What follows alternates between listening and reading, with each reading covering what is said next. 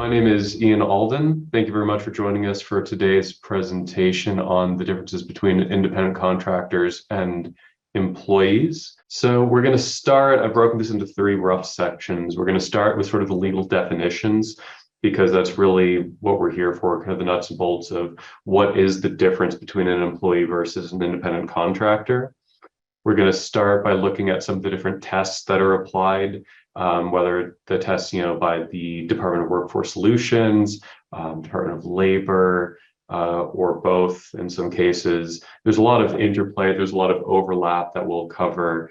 We'll move on to why this all matters, because I get that question a surprising amount. Why does it even matter whether they're an employee versus an independent contractor? And we're going to talk just briefly about some of the other implications for, going in one direction versus the other. As we jump into these definitions, I want to emphasize that you're going to see a lot of common themes here. The biggest common theme, I'd argue, is control. And we're going to talk about what control really means in the abstract, because there's just not a good way for you to memorize or internalize all of these different tests. I mean, very few employers are going to have these three different tests laid out factor by factor and do their own analysis. So what I really want you to be focusing on, and what I want you to take away from this presentation, is some of the common threads here, the biggest one, of course, being control. So when you ask what is an employee or what is an independent contractor, you start with what is an employee, because we'll see that an independent contractor is essentially not an employee. So you ask what an employee is, and we're going to start with the ABC test, with the New Mexico statutory definition of an employee, because that's as good a place as any to start. And this is based and grounded in the unemployment compensation law, but it has tendrils, some far-reaching implications for other governmental agencies and other areas of law. But our unemployment compensation law defines employment as service, including service in interstate commerce, performed for wages or under any contract of hire, written or oral, express or implied. You look at services performed by an individual for an employer for wages and remuneration, unless these three factors are met, all three. If all three of these are satisfied, under the unemployment law, they're not considered an employee unless, and we'll talk about what the unless means, but you break it down, if the individual has been, and will continue to be free from control over direction of the performance of services under that contract for service, and factually, meaning in the language of the contract, it says, the party that's hiring the service provider will not control the means by which the individual provides their services. And then in fact, they don't try and they don't exercise that control. If they do control, if there is that level of control, either in the services contract or in actuality where the party doing the hiring is controlling, say, the hours, the location, the means of work, the methodology, then there's just an automatic presumption under this test and under pretty much every other test that the individual providing the services is an employee. So control is the biggest common thread between all of these tests that suggests an employment relationship, not an independent contractor relationship. But let's say there isn't that control, like under this section A, there's no control. Then you look towards the next subsection here, which is the services either outside the usual course of business for which the service is performed, or is performed outside of all the places of business for the enterprise for which the service is performed. And I'd like to give a common example of this being like a receptionist, someone who watches the front desk of the business. You really can't have a receptionist who's based in the business be an independent contractor, because they're performing the services just at the business's location. I mean, that's where the services are being provided and rendered. So it almost automatically fails the subsection B. But the idea here is really that if you want to have an independent contractor, you can't just have them working exclusively at your place of business. And then C, and this is a really big one, and you see this a lot with things like owner operators. We're asking, can they be independent contractors? Are they customarily engaged in an independently established trade, occupation, profession, or business of the same nature as involved in the contract of service? For owner operators, this subsection C is almost always satisfied, which leans towards independent contractor, because you've got people like that. You've got other common examples: plumbers, electricians, etc. They're engaged in an established trade that's independent of you as the hiring party. Like you are not the only reason they are doing that particular trade or occupation. Going back to electricians or plumbers, if you don't hire one, they're going to go work for someone else. They're going to provide services writ large to the general public. They're independently established. So those are the three bits of the ABC test, which I'll talk about a little bit more. But looking at New Mexico statute, this is a great place to start when you're looking for the definition of an employee. Because if you fail any of these 3 points, they're an employee under New Mexico wage law, under New Mexico unemployment insurance law, and that just has ripple effects throughout the other analyses. So I should mention, we're going to be covering 3 or 4 different tests. A common question that I get is, well, which test do I need to satisfy? Which test matters to me? And people don't like the answer I give them, because the answer is really all of them. It doesn't help you. Like, let's say you want to have an independent contractor. It really doesn't help you if you pass the IRS's test for independent contractor relationship, but fail the DOL's test or the Department of Workforce Solutions test. If any of these tests consider someone an employee, functionally, they're an employee across the board, because you can't split the baby. You can't do a Solomon split here and say they're an employee for IRS purposes and an independent contractor for everything else. It just doesn't work that way. So we're going to cover a lot of different tests, but if you really want to have independent contractors, you need to make sure that their relationship satisfies all of these tests. This is the ABC test. In my opinion, it's kind of the simplest of the lot of them. It's applied mainly at the state level. You see it baked into our state statutes. It's similar for California and a couple of other states. The federal government tends to give some deference to it. So when states have these statutes, the federal government will factor that in a lot of instances when they're doing their own analyses. Then you look at what's an independent contractor. As I mentioned earlier, they're basically not an employee. If you have someone providing services for you who does not fall under the definition of an employee under any of these tests, they're an independent contractor. So long as you define the relationship that way and you declare them as such. If not employee, then independent contractor test. Really, you see independent contractors commonly used, like I mentioned, third-party service providers who provide these services to more than just one party. That's the most common example of independent contractors, is they provide services to the general public or to some number of other customers or clients. It's very rare that you have an independent contractor with an exclusive services relationship, which we'll talk about a little bit later in some of these other tests. That's what you're looking at. So going back to what we were just talking about, what we just looked at is the ABC test. It is the bedrock state level test to see if someone is an employee. You meet the requirements for A, B, and C, then they can be an independent contractor, but if any of them fails, they're an employee. So you look at the first test, section A. Has the individual been, and will they continue to be free from control or direction? Like I said, it's not enough to say in the contract they're an independent contractor, but then you exercise that control. In any kind of audit situation, they're not just looking at the language of the employment or independent contractor agreement, they're looking at the actual practice, what you really do with these people. So keep that in mind. I have a lot of clients who come to me with independent contractor agreements saying the state's accusing them of misclassification. And the first thing I ask is, well, how did you actually interact with them? And then the whole thing falls apart. Just remember that you have to actually let them be free from your control or influence. You can't direct the way in which they provide services. You can't direct necessarily where or how, except in instances where there's like a specific job site that you hire them to perform services in. I do get that question a lot in the construction industry. Let's say you've got a job site, you need them to do a specific job. Is hiring them to do that specific job considered control such that it fails the ABC test? Not necessarily. If you're telling them they have to provide the services at the job site, that's just part of the scope of services and that's acceptable.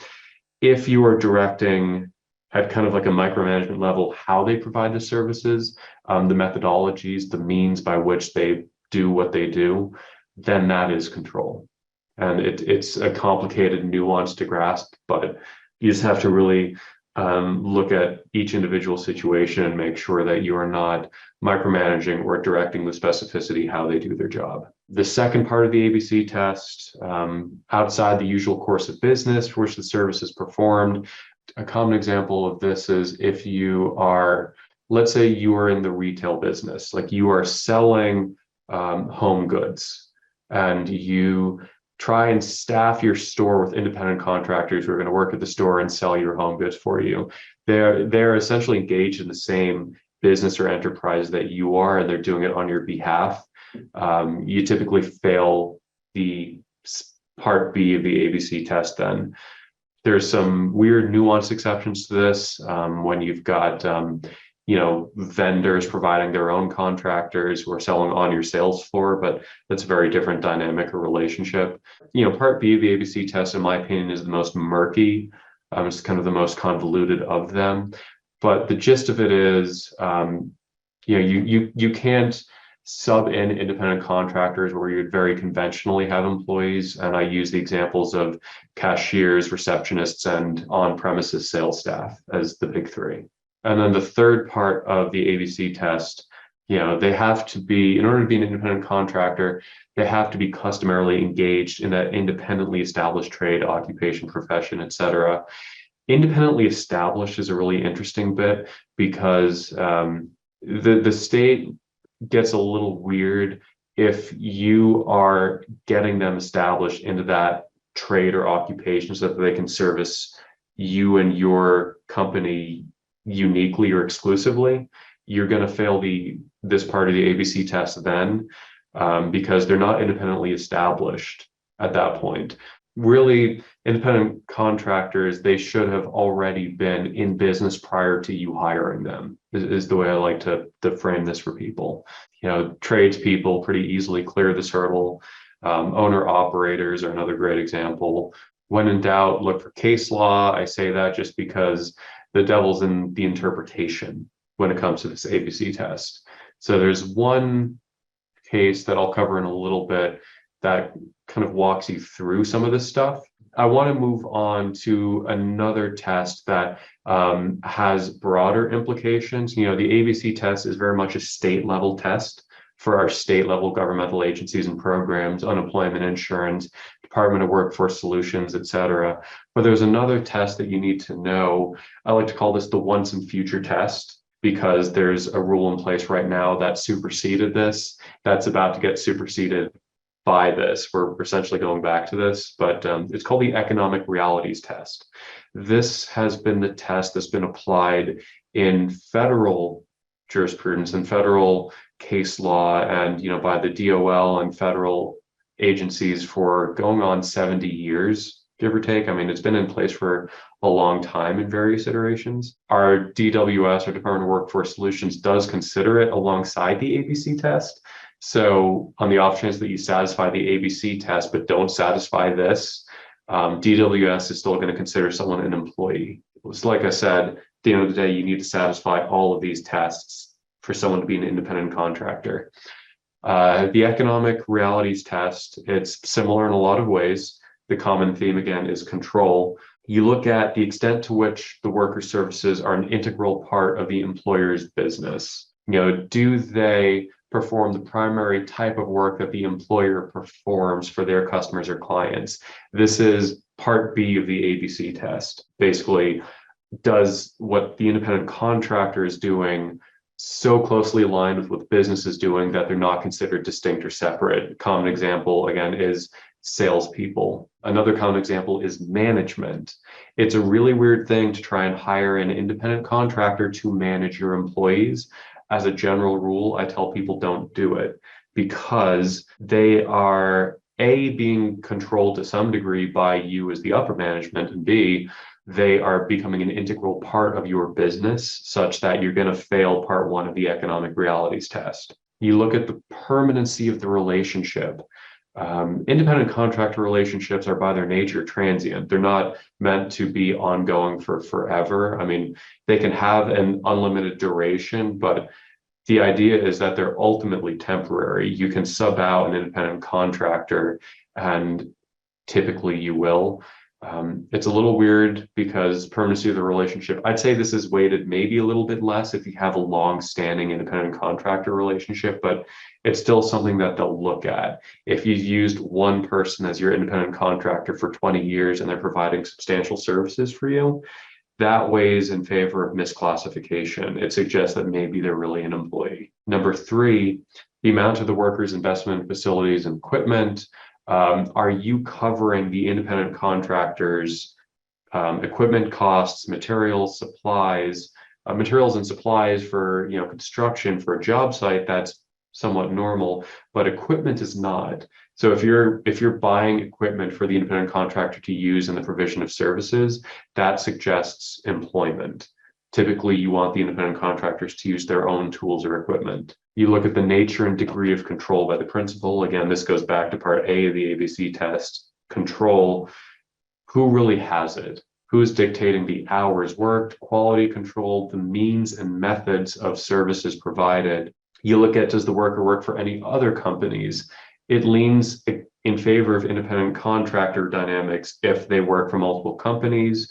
It leans towards employment if they only work for you. If it's an exclusive relationship, whether by design or otherwise, it leans more towards employment rather than independent contracting. And then the final parts, this is a 6-part test. You look at the worker's opportunities for profits and losses.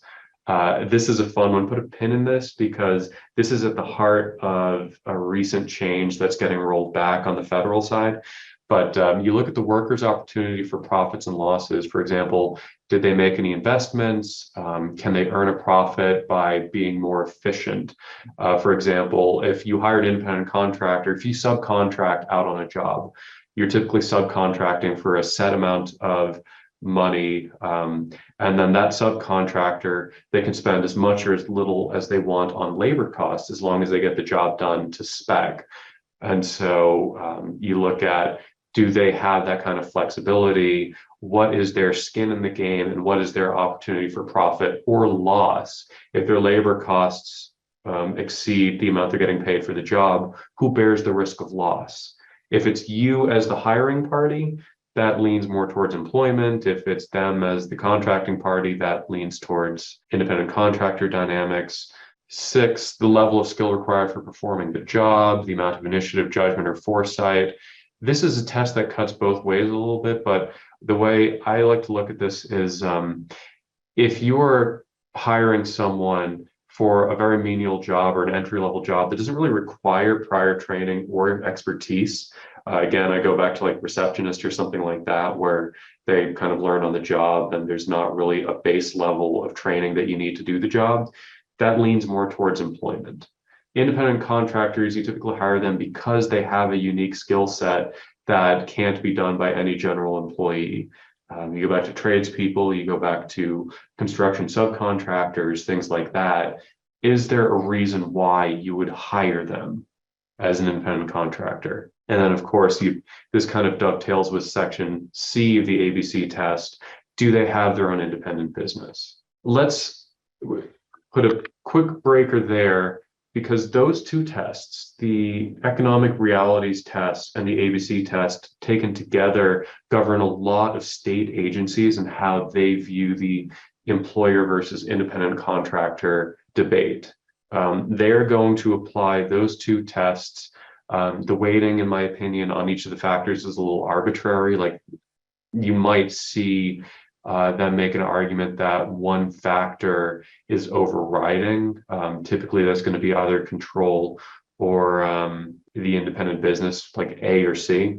Those two tests are very important, and so if there's only two tests that you really walk away with an understanding of, it should be those two. That said, on the federal level, we have what we're calling the 2021 independent contractor rule. That replaced the economic realities test. It was published January 6th, 2021 by the Trump administration. If you're looking at that date and scratching your heads a little bit, that was 2 weeks before Biden took office. It was a very late stage bit of rulemaking. It was published, January 6th. It made it much easier to classify workers as independent contractors instead of employees because it whittled the 6-factor economic reality test down to 5 factors and then disproportionately weighted 2 of them. So you've got these 5 factors listed here, which are just 5 of the 6 you already saw. But you look at the worker's opportunity for profit or loss and the degree of workers of control, like who has control and who has the opportunity for profit and loss. Those are very disproportionately weighted with a lot of emphasis on opportunity for profit or loss. It's allowed a lot of employers to sort of thread the needle and say, well, this person, we're giving them some latitude in terms of control. And, they can profit or loss at their discretion. This is an open market, free economy. If they want to put in the initiative, they can profit. You kind of disregard or at least put to the side a lot of the other factors and considerations. Taken as a whole, this test is very deferential towards people doing the hiring to determine if someone is an employee or independent contractor. The reason there's such an asterisk by this rule is Biden took office 2 weeks later and has spent the last year and a half trying to get rid of it. His administration declined to implement or enforce it. Someone went to the courts and the court said, you have to enforce it. It's a published rule. So now, just about a week ago, maybe a couple of days ago, they published a new rule out of the Biden administration that would do away with this 2021 independent contractor rule and essentially go back to a totality of the circumstances interpretation of the old 6-point economic realities test we just covered. The rule put out by the Trump administration, frankly, is not long for this world. None of us think there's going to be any impediment to overturning it with this new proposed rule. It's going to take a little while, maybe a couple of months, to go through the motions and then go into effect. But when it does, what you're really going to need to know is this economic realities test. The once and future test is what I'm calling it. So just understand that this is technically the rule of the moment. If you want to enjoy the deference it provides for the moment, you can. But once we go back to the other rule, you're not going to get a grandfather under the 2021 rule. You may find yourself in misclassification scenarios. So I would recommend to people that if you pass the 2021 independent contractor rule for independent contracting, but fail the 6-point economic realities test, treat them as an employee, because it's just going to save you legal headaches down the road. And then finally, in terms of tests, we're going to talk about the IRS common law rules. This is the IRS test for tax purposes to see if someone is misclassified as an employee versus an independent contractor, because misclassification, as we'll talk about, has a lot of tax implications. If someone is misclassified as an independent contractor, you as the employer don't have the obligation to withhold income taxes. You don't have the obligation to pay the employer's half of Social Security and Medicare. That obligation for the employer's half gets punted to the person you hired, who then has to pay both halves, which is effectively 15.3% of whatever they make. So the IRS cares mostly because employees care. If you're a misclassified employee, you're getting the short end of the stick tax-wise. So this is the test that the IRS uses when someone raises a claim of misclassification or when they do their own independent audit and decide there's been some misclassification. It's 11 factors built into 3 categories. It replaced an old 20-factor test that Congress begged the IRS to change. I mean, basically begged at the pointy end of a bayonet, saying, if you don't change this test, we're going to pass legislation and make you do it. So they whittled it down to 3 categories, which you might seem familiar to you. You look at the control, and you look at the relationship of the parties. Control You look at whether the business has the right to direct or control the worker, which should seem very familiar. I'm probably going to breeze through some of these slides because you've seen this stuff before. The IRS had the courtesy to kind of enumerate some of these points. You look at the instructions that the business gives to the worker, the training the business gives to the worker. If you're training them up, that lends itself to them being an employee. You typically don't provide training to independent contractors except for maybe a little bit of acclimation to your own project. So training lends itself to an employment relationship. Yes, these are all kinds of instructions that are worth knowing because they can apply to the other tests as well. When and where someone does work, what tools or equipment they use, who they hire to assist them. If you're subcontracting, but you are directing who the subcontractor can hire, that is a form of control that lends itself towards employment rather than independent contracting. Where they get their supplies or services, just don't go down that road. That way lies madness. What work has to be performed by specific individuals. If you were saying only this individual can perform these services, that's control. What order or sequence to follow, like what order they do the work in, which can apply to construction jobs. If, for example, you are hiring someone to do they're subcontracting a bathroom reno, and then you tell them you have to do the sink first and the shower, etc. That is a sort of control. It's not dispositive control. There might be a reason why you're doing that as part of the project spec based on your work with other contractors, but just understand that it's a thorny issue to control what order or sequence they do the work. The amount of instruction needed varies among different jobs. Again, like you might need to control some aspects to a limited extent, but don't go overboard with it. If you have the right to control how the results are achieved, even if you don't exercise that right, if it's baked into the contract, that creates a presumption of employment. So you really have to be hands off to a large extent. If you've retained the right to control the details of workers' performance, or if you've given up that right, that weighs heavily. Financial control, this gets into kind of a weird situation where if you're controlling the finances on an intricate level, it lends itself towards an employment dynamic. The extent of the workers' investment, again, are they buying their own equipment? Are they building their own infrastructure to provide services? If you're paying for all that, if you're buying them their equipment, that can lend itself towards an employment dynamic. The extent to which they make their services available to the relevant market, if they're exclusive, if they're only providing their services to you and they're not trying to market elsewhere, that suggests an employment dynamic.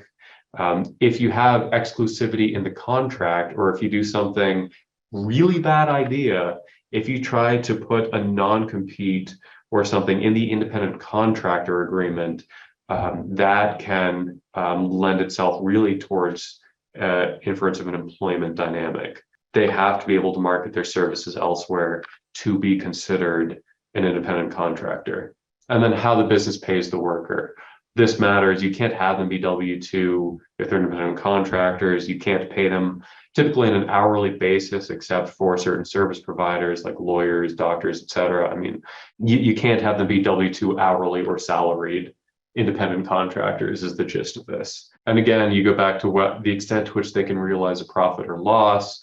If they are the masters of their own fate to an extent, with respect to their own business, and whether they can run a lean operation or not, that makes a difference. And then the types of relationships, written contracts. If you say they're an employee by default in the contract.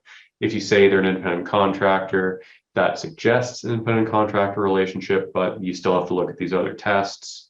If you're providing employment benefits, they're an employee. Don't do that. Don't give them vacation, sick pay, a pension, retirement. Don't give them employment benefits. In a lot of instances, you can't anyway, but just don't try to do it, because if you try and create employment benefits for your independent contractor, it strongly suggests they're employees.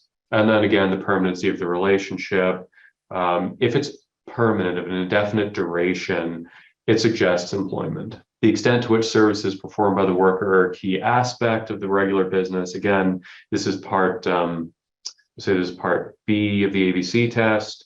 If they provide the services that are a key aspect of your regular business, You're going to exercise a lot of control by default. An example that the IRS gives: if a law firm hires an attorney, it's likely that they'll control the work, yada, yada. If you control the work, employer-employee relationship. A trucking industry example. This is provided by the IRS, and I love these because if the IRS provides an example, which they do in their regulations and they do in their helpful hints sections of their website, you latch onto those examples because that is as close to a safe harbor as you get, unless Congress just gives you one in the law. If Ross Trucking contracts to deliver for Forest Inc. material at $140 per ton, you assume this is an independent contractor relationship.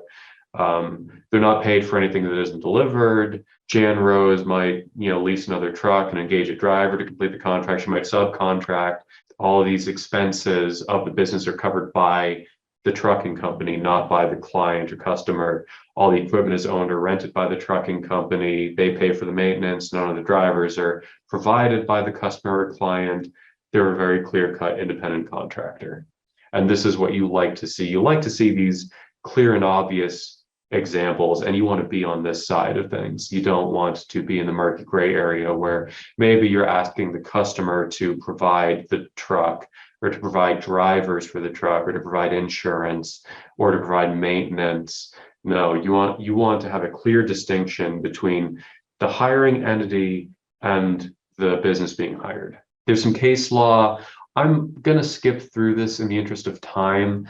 It generally just reinforces what we already talked about with the ABC test.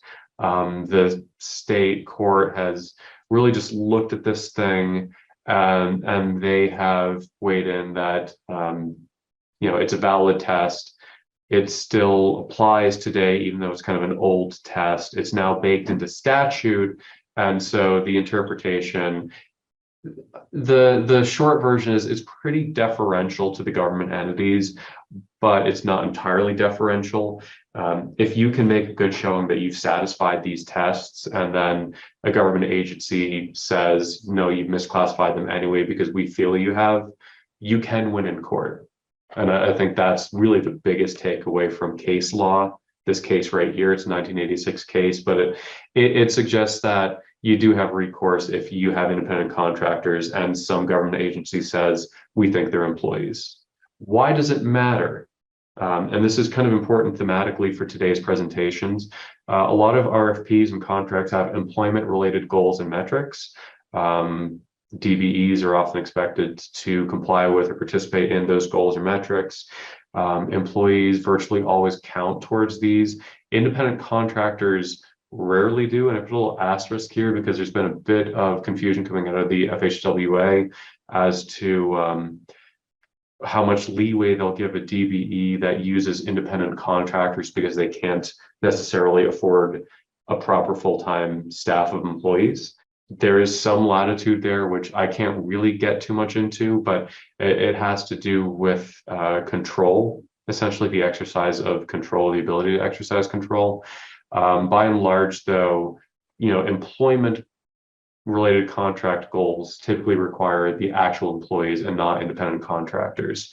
This is more important in some contracts than others. It's important to understand the contract and to read the room with your contract, but just understand that this distinction does matter for those contracts, just like it matters for you as an employer. The big reason people try and get out of being an employer and use independent contractors instead is if you have employees, you have to withhold and remit taxes, income tax, Social Security and Medicare taxes, workers' comp.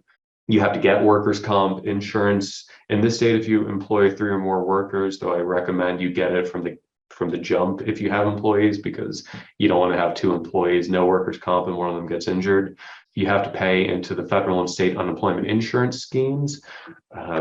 You have to adhere to minimum wage, overtime, and other wage laws, OSHA, ADA, employment laws, the Americans with Disabilities Act, the ACA, the Affordable Care Act for employees. I mean, there's a lot that you as an employer have to do. So it's understandable why a lot of folks don't want to use independent contractor. They don't want to use employees. They want to use independent contractors, but at the end of the day, it's just not always possible. the point of this presentation is to emphasize to you that these tests are here, they're real, and if you fail them, the person you're hiring has to be treated as an employee.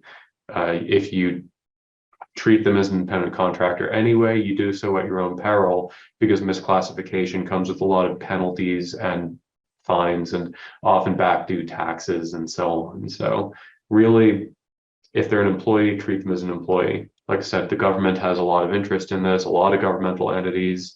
These are just a couple, these are just a handful of them. A lot of government entities will make a fuss if you've misclassified employees. A big implication, especially for the room here, private insurance. Most businesses carry commercial liability insurance, or commercial automotive insurance, trucking insurance, insurance to cover the job site, the construction project, you name it. These insurance policies are very specifically written, and a lot of them will exclude the use of independent contractors, or they'll exclude the independent contractors from the umbrella of coverage. If you have independent contractors, the assumption is they'll have their own insurance. So if you're using independent contractors, keep in mind, you're going to make sure that they have their own insurance, especially if you're using them as subcontractors on a job. Typically, prime contracts with their pass-through requirements will require that you have insurance and that subs have insurance, or that your insurance will cover it. Again, it varies by contract, but the idea is if you're using subs on any project, regardless of the nature of the prime contract, you want to make sure that they're insured, so that if they screw something up, if they just disappear in the dead of night and don't finish the job, you want to make sure they're bonded. There's a lot of that. So employees typically are covered by your business's insurance. Independent contractors typically are not. Yeah, just do your due diligence, do your legwork, make sure that if you're using subcontractors, that they provide you with proof of their bonding and insurance. There's vicarious liability. If you employ people, the employer are typically responsible for their negligence. If they do something within the course or scope of their employment, let's say they're driving the truck to a job site and they're drunk and they cause a car accident, the employer are typically going to be responsible for their conduct and for those damages, which is, for one, why you have insurance. But just keep in mind that employer liability is real. You're typically not vicariously liable for your independent contractors. There's some exceptions to that. And again, in those kinds of lawsuits, you look at whether they're misclassified or not, because the person suing really wants them to be an employee so that they can go after you as the employer. So that's another instance where some of those tests might come into play. But independent contractors generally are responsible for their own conduct or misconduct. There's always exceptions. There's comparative fault that could still put you as the hiring party in legal jeopardy, because you might be comparatively at fault alongside your independent contractor. So there's no winning in a sense, but you're typically less exposed with independent contractors than you are with employees. Building owners, yeah, I mean, there's some other exceptions. If you have an independent contractor doing work for you and they create a hazardous condition in your building that's open to the public, and then that injures someone, even though the independent contractor did the work, it's still your building, you're still responsible. There's some similar consequences for job sites. I mean, you need to make sure that the end product of the independent contractor is, safe and fit for purpose a lot of the time. So just keep in mind that even using an independent contractor, you're still ultimately responsible for certain facets of their performance. There's other means of liability that I'll just kind of gloss over here for employees and for independent contractors, but especially for employees. If you hire them as employees and you don't do a good job of vetting them, checking their background, and then they do something that would have been predictable had you checked their background, you could be liable under negligent hiring. Independent contractors, there's usually less of a standard in vetting for independent contractors. The assumption is you're just hiring them for a specific business purpose. Who they are as individuals isn't really your problem as long as they can do the job. And then, reputational fallout. If you have bad employees, it can damage your reputation publicly. Same is true of independent contractors. It's easier typically to fire independent contractors than it is employees. You've got wrongful termination and unemployment insurance claims that come up with employees.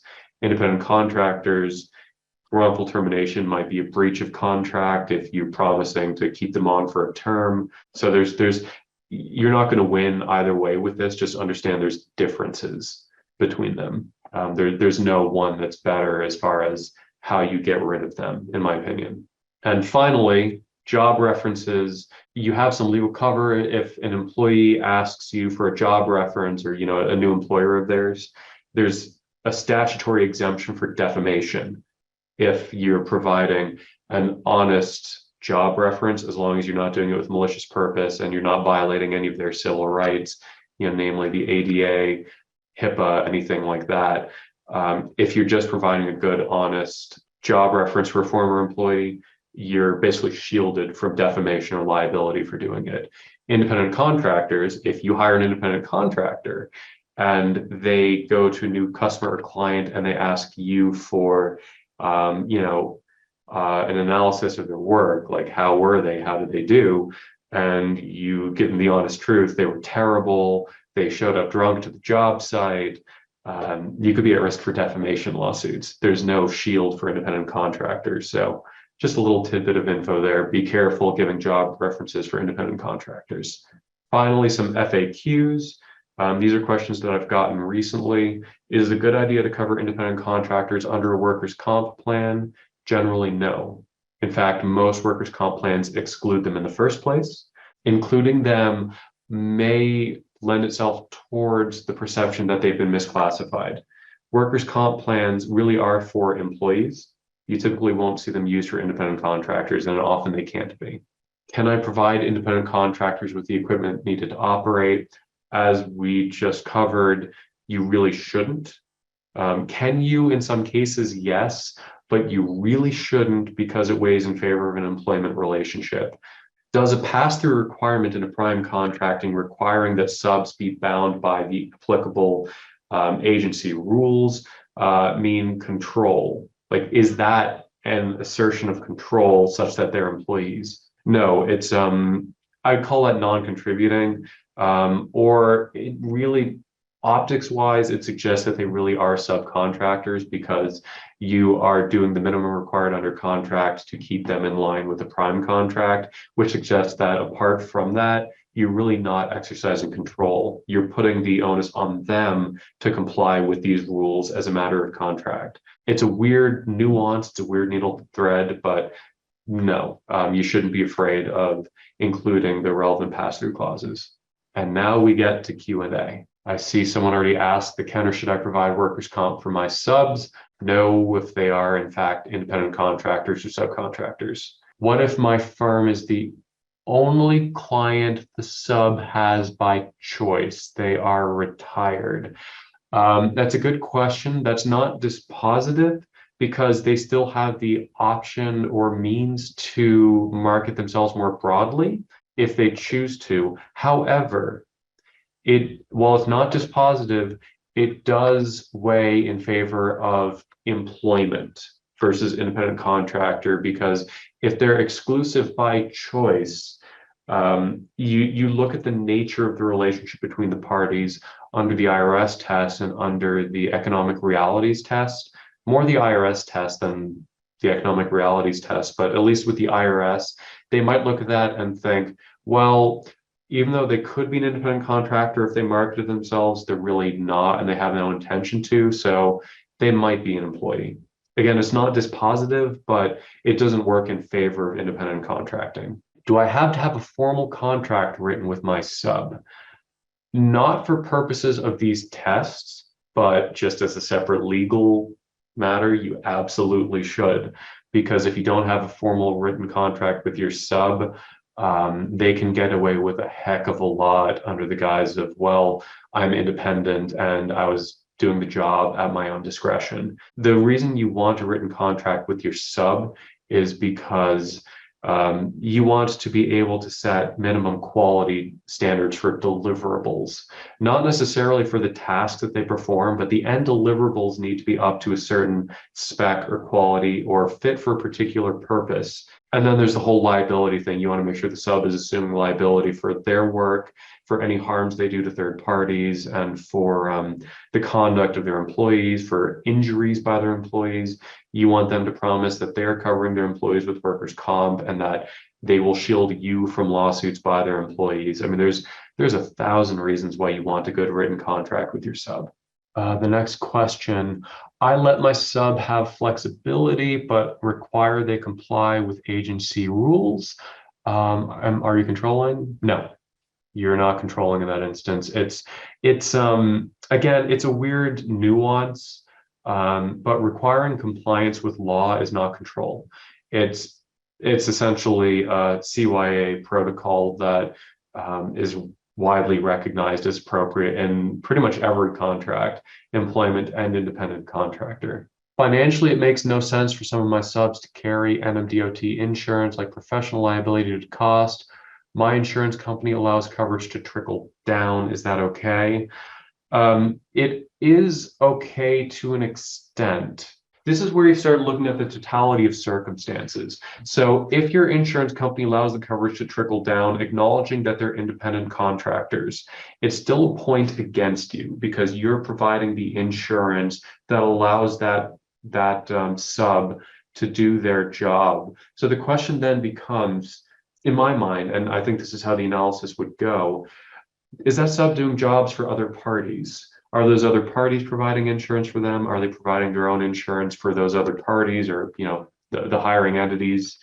Or are they just providing services to you covered by your insurance? Because if they're only providing services to you and your insurance is trickling down to cover them, that to me leans more towards an employment dynamic, maybe limited in scope, but still an employment dynamic. So you really have to look at some of these other factors and ask, are they independent or are they really employees? Another question, I was involved as a juror in a case in the transportation industry. The decision of the relationship was determined by the confusing language of the contract. I love it. One section said X was allowed and the other part said X was not, without explaining the rationale behind the ambiguity of the clauses. We, the jury, found that the reason for finding the contractor was an employee. Was this finding sound in your opinion? Yes, insofar as any jury finding is sound. Juries can do some pretty bizarre things, but in this case, if I'm the jury and I'm looking at that, there's a presumption under the law of employment. I mean, that's just the reality. There's a presumption that there's an employment relationship because an independent contractor is, someone who's not an employee. So if the contract is confusing and it leans both ways, you're almost always going to get that presumption of employment and it's going to be overriding. This is why you need to hire a lawyer who knows what they're doing with these contracts. And this is why you should error check it, because I've seen lawyers make that very mistake where one part of the contract says independent contractor, the other part says we will control in the following manner, or employee. The contract governs first. So if the contract says employee, hard stop. That's the end of the analysis, at least in most cases. What if an independent contractor refuses to complete a W-9? You don't hire them, you fire them. They're not compliant with tax law. A W-9 is a legal requirement that they have to do so that you can issue them a 1099. If they don't do a W-9, you don't have the relevant information to provide a 1099 to them and to the IRS. And so you can, of course, report the issue to the IRS. You can issue a 1099 without the relevant information. It's bad form. It's going to give you some headache with the IRS. Typically, that to me is a red flag. If they're not willing to provide that information, it's because they're probably not reporting the income, and you just don't want to get roped into that. Clarification of the previous question, we found that the confusing language is the reason we found the contractor was an employee. So you found that they were an employee because of the confusing language of the contract, if I'm understanding this right, and that's a natural outcome. I mean, it really is a natural outcome. Does this relate to a prime sub sole proprietor extending a project, such as installation, initializing, validation, document of first end use into an ongoing operations and maintenance agreement with annual renewals? This is a complicated one. Does pricing have an impact here? Performance expectations, ongoing downtime metrics, performance needs, above average travel costs. So this is a really complicated question, asking to look at kind of the totality of the contract. There's a lot of factors in here: performance expectations, ongoing downtime metrics, performance needs, above average travel costs, higher than otherwise costs, required standards, pass on at the end of initial funding, control versus length of time, etc. I would need more details before giving a real opinion on this. I will say that there are some metrics in contracts that are not verboten. They're not forbidden for independent contractors. A common example is like service provider relationships for, tech services. If you've got a web host with SLA needs, uptime standards, that's a very common B2B relationship. Uptime standards, certain quality metrics of the deliverables, those aren't control factors necessarily. Governing how they provide the services, like saying you are going to do this, and this to ensure quality, that's control. But just saying the deliverable will be fit for this purpose and it's going to have an uptime of like 99% or whatever, that's not necessarily control. Is there a percent of subs income test? Not necessarily. That will be a pretty hard and fast rule. You do look again at whether you're the only provider the sub is providing services for, because then that's 100% of their income. But again, that's not really a dispositive factor. You weigh them all in the economic realities test, and you weigh them all in the IRS balancing test. So, if 100% of the subs income is from you, that definitely weighs more towards employment. But that, again, is not dispositive. That's not going to result in an automatic declaration that they're an employee.